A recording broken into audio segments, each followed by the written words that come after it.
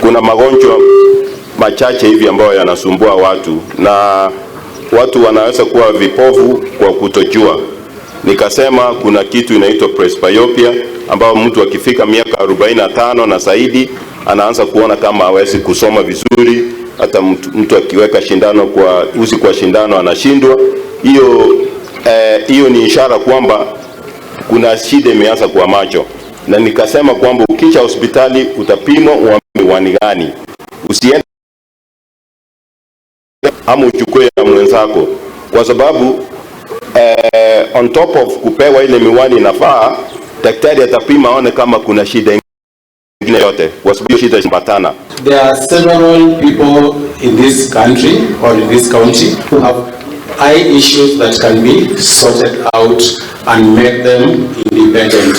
We know if we sort your eyesight as a parent, then you are able to also support your households and your children. So today we are here to create awareness that there are issues with your eyes that we can help you sort out. So don't stay at home. If you know anyone who has eye issues, it doesn't have to be today. You can come any other day so that we help you regain your vision to the best that we can. Ni kuhakikisha kwamba kila mtu ambaye anahitaji miwani atakuwa nayo kufikia mwaka wa 2050, 2050.